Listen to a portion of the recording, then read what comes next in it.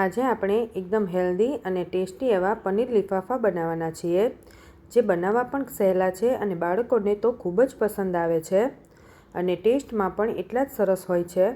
તો ચાલો કેવી રીતે બનાવવા એ જોઈ લઈએ. આપણે અત્યારે એક બાઉલમાં આપણે બધા વેજીટેબલ્સ મિક્સ કરીશું. 2 થી 3 ચમચી જેટલા કેપ્સિકમ એકદમ ઝીણા સમારીને એડ કરવાના. તમે કેપ્સિકમ જે 3 કલરના આવે એ પણ લઈ શકો છો. પછી લીલા મરચાં 2 ચમચી જેટલા. આ મરચાં તીખા નથી એટલે મેં વધારે લીધા છે.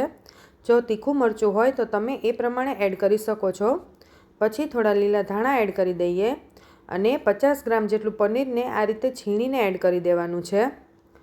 અહીંયા બધી જ વસ્તુને તમે તમારા ટેસ્ટ પ્રમાણે વધારે ઓછું એડ કરી શકો છો.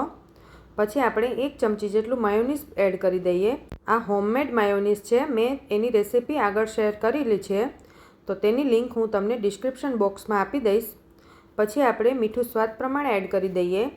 1 ચમચી જેટલું કાળા મરીનો પાવડર, 1 ચમચી જેટલો ઓરેગાનો. તમે ઓરેગાનો ન હોય તો મિક્સ હર્બ પણ લઈ શકો છો. પછી આપણે અડધી ચમચી જેટલા ચીલી ફ્લેક્સ એડ કરી દઈએ અને આ બધી જ વસ્તુને પહેલાં સારી રીતે આપણે મિક્સ કરી લઈએ.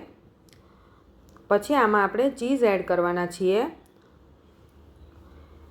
ચીઝ આપણે પનીરના જે લીફાફા બનાવવા હોય ત્યારે જ એડ કરીશું, એટલે આપણે છેલ્લે એડ કરવાનું છે.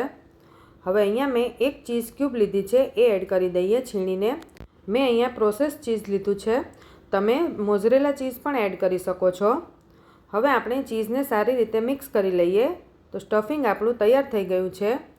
હવે આપણે જે રોટલીનો જે લોટ આવે એ લીધો છે, તો તેને આપણે રોટલી બનાવી લઈએ.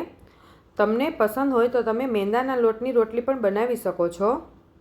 અડધો મેંદો અને અડધો ઘઉંનો લોટ એ રીતે પણ તમે લઈ શકો છો, પણ મેં અહીંયા એકલો ઘઉંનો લોટ જ લીધો છે. આપણે હેલ્ધી લીફાફા બનાવીએ છીએ એટલે. પછી આપણે તેમાં સ્ટફિંગ ભરી દઈએ. પછી આપણે તેને 4 બાજુથી ફોલ્ડ કરી લેવાનું છે. સ્ટફિંગ પણ તમે વધારે ઓછું ભરી શકો છો. હવે આ રીતે આપણે 4 બાજુથી રોટલીને ફોલ્ડ કરી દીધી. હવે આપણે તેને વણવાનું પણ નથી. આપણા પનીર લીફાફા તૈયાર થઈ ગયા છે. તો હવે આપણે તેને શેકી લઈએ. તો અહીંયા મેં જે પરાઠા બનાવવાની લોઢી આવે એમાં જ શેક્યા છે. તમે નોનસ્ટિક પણ લઈ શકો છો. હવે આપણે તેને બંને સાઈડ ગોલ્ડન બ્રાઉન થાય ત્યાં સુધી શેકી લઈએ.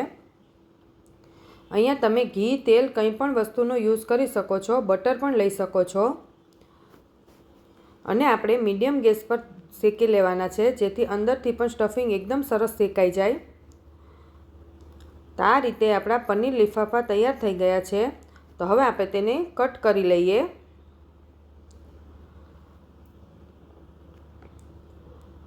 અંદરથી પણ એટલા સરસ લાગે છે. આ પનીર લીફાફા ગ્રીન ચટણી સાથે, ટોમેટો સોસ સાથે ખૂબ જ સરસ લાગે છે ખાવામાં. આ લીફાફા તમે બાળકોને લંચ બોક્સમાં પણ આપી શકો છો. બાળકોને રોજ કંઈક અલગ જ જોતું હોય છે ટિફિનમાં, તો આ તેને ખૂબ જ ટેસ્ટી લાગશે.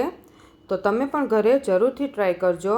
અને હા, વિડીયો ગમ્યો હોય તો લાઇક, શેર અને સબસ્ક્રાઈબ કરવાનું ન ભૂલતા.